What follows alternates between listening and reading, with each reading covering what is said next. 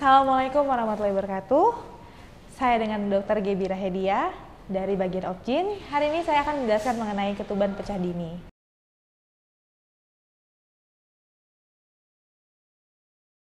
Pecahnya ketuban selaput amnion ataupun korion tanpa disertai dengan tanda-tanda persalinan pada kehamilan aterem maupun kehamilan preterem. Jadi, dari anamnesa, pasien datang ke rumah sakit, kita lakukan pemeriksaan anamnesa. Pada pasien dengan ketuban pecah dini, biasanya pasien tersebut akan datang dengan keluhan keluar air-air dari kemaluan yang tidak bisa ditahan. Jadi, bagaimanakah kita akan melakukan anamnesanya pada pasien tersebut? Yang pertama, tanyakan pada pasien sejak kapan air-air tersebut keluar dan bagaimana keluarnya. Kedua, apakah warna air yang keluar tersebut? Bagaimanakah baunya? Bagaimanakah warnanya? Dan apakah air tersebut jernih atau tidak? Lalu tanyakan pada pasien, apakah ada perut mulas yang menjalar sampai ke pinggang? Yang makin lama makin sering dan kuat. Lalu apakah ada riwayat keluar lendir ataupun darah? Tanyakan pada pasien, apakah ada riwayat demam, riwayat penyakit lain, riwayat sakit gigi, riwayat infeksi sistemik lain, dan juga apakah ada riwayat keputihan. Tanyakan juga pada pasien, apakah ada riwayat perut diurut-urut, adakah riwayat trauma, adakah pasien sehabis berhubungan dengan suaminya, ataupun adanya aktivitas seksual yang lain. Adakah riwayat merokok, ataupun apakah pasien sudah menjalani pengobatan sebelum datang ke rumah sakit. Jangan lupa tanyakan pada pasien bagaimana riwayat obstetri pada pasien tersebut. Apakah pasien sudah menikah selama berapa lama? Lalu bagaimana kehamilan sebelumnya? Apakah ini kehamilan yang pertama, kehamilan yang kedua, ataupun kehamilan yang keberapa? Yang ketiga, tanyakan pada pasien, apakah hari pertama haid terakhir pasien itu jatuh di tanggal berapa? Bila pasien di atas 37 minggu, ditandakan berarti pasien adalah sudah memasuki kehamilan aterem. Namun, bila pasien belum memasuki usia kehamilan 37 minggu dari HPHT, berarti pasien tersebut adalah ketuban pecah dini pada kehamilan preterem.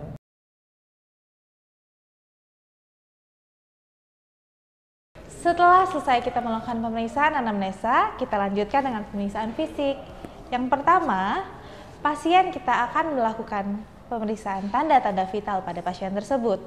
Yang pertama harus kita lihat adalah bagaimana keadaan umum pasien tersebut, lalu bagaimanakah tekanan darah pasien, bagaimanakah nadinya, bagaimanakah nafasnya, dan juga kita akan mengukur suhunya. Karena hal tersebut adalah penting untuk kita ketahui. Setelah kita selesai melakukan pemeriksaan status generalis, kita melihat bagaimana status dari ginekologi pasien tersebut. Kita akan langsung melakukan pemeriksaan in speculo, bahwa akan terlihat dan tergambar bagaimanakah keadaan porsio dari pasien tersebut. Apakah porsionya terbuka, ataupun apakah terdapat pembukaan, apakah warnanya livid atau seperti kebiruan. Lalu kita akan lihat apakah adanya cairan, adanya darah, adanya erosi, ataupun adanya fluxus. Lalu pada saat kita melakukan pemeriksaan dari KPD ini, yang paling khas adanya pooling sign ataupun adanya seperti air-air yang menggenang pada saat kita lakukan pemeriksaan in speculo. Setelah kita melakukan pemeriksaan in speculo, kita akan melakukan pemeriksaan vaginal toucher atau VT. Yang kita lihat bagaimana konsistensi dari porsio, bagaimanakah posisi dari porsio tersebut, bagaimana pendatarannya, bagaimana pembukaannya, bagaimana ketubannya, apakah ketuban tersebut ada atau tidak, positif atau negatif. Lalu kita lihat dan kita nilai bagian terbawah dari janin tersebut. Bagaimana penurunannya, apakah sudah terlihat bagaimana penunjuknya. Bila ada tanda-tanda infartu, apakah adanya pembukaan porsio pada pemeriksaan in speculo, apakah kehamilan tersebut merupakan kehamilan aterem atau kehamilan cukup bulan. Bagaimanakah kriteria diagnosis dari ketuban pecah dini? Yang pertama, ketuban pecah dini pada kehamilan di atas 37 minggu. Yang kedua, ketuban pecah dini pada usia kehamilan 28 sampai 37 minggu. Yang ketiga, ketuban pecah dini pada usia di bawah kehamilan 28 minggu. Bagaimanakah pemeriksaan penunjang yang akan kita lakukan pada pasien yang kita curigai bahwa pasien tersebut adalah ketuban pecah dini? Yang pertama, kita lakukan pemeriksaan nitrazin atau lakmus bila tidak terdapat tanda-tanda pooling sign pada pemeriksaan in speculo yang dilakukan sebelumnya. Yang kedua, kita akan melakukan pemeriksaan USG untuk menilai jumlah cairan amnion, kesejahteraan janinnya seperti profil biofisik dan juga non-stress test. Yang ketiga, kita akan melakukan pemeriksaan lab darah seperti leukosit, diff count, LEA atau leukosit esterase activity, dan juga adanya tanda-tanda infeksi intrauterin.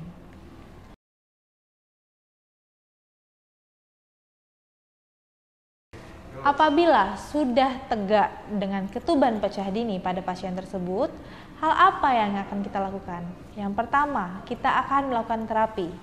Terapi pada pasien ketuban pecah dini lebih dari 37 minggu, prinsipnya adalah lahirkan janin, berikan antibiotik profilaksis yaitu ampicillin 2 gram, diikuti dengan ampicillin 4 kali 1 gram dalam 48 jam. Dilanjutkan dengan erythromycin 250 mg sebanyak 4 kali dalam waktu 10 hari dan amoxicillin oral 5 kali 500 mg dalam 5 hari selama janin belum lahir. Bila ketuban pecah dini pada kehamilan 28-37 minggu, yang pertama akan kita lakukan adalah terapi antibiotik.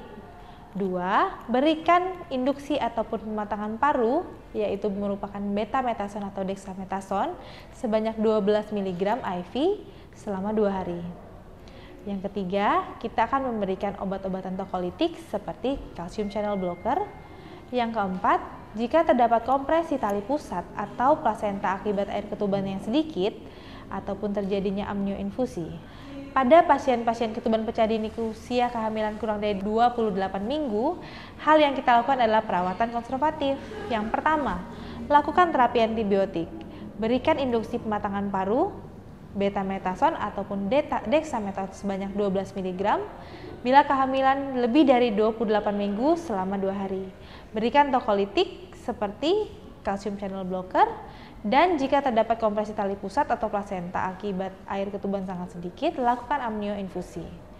Lalu sedapat mungkin dipertahankan selama 33-35 minggu jika tidak terdapat tanda-tanda infeksi. Apakah edukasi yang bisa kita berikan pada pasien tersebut? Yang pertama, higien vulva dan vagina yang baik. Yang kedua, bed rest pada pasien yang dilakukan terapi konservatif. Yang ketiga, lakukan cara persalinan berdasarkan indikasi obstetri. Apakah ada indikasinya untuk melakukan persalinan? Itu yang akan kita lakukan. Bagaimana prognosanya? Yang pertama, ad vitamnya bisa terjadi dubia ad bonum ataupun tanda-tanda perbaikan. Yang kedua, fungsionam juga akan dilihatkan dubia ad bonum. Baiklah, sekian cukup penjelasan mengenai ketuban pecah dini. Billahi taufiq wal hidayah. Terima kasih atas perhatiannya. Wassalamualaikum warahmatullahi wabarakatuh.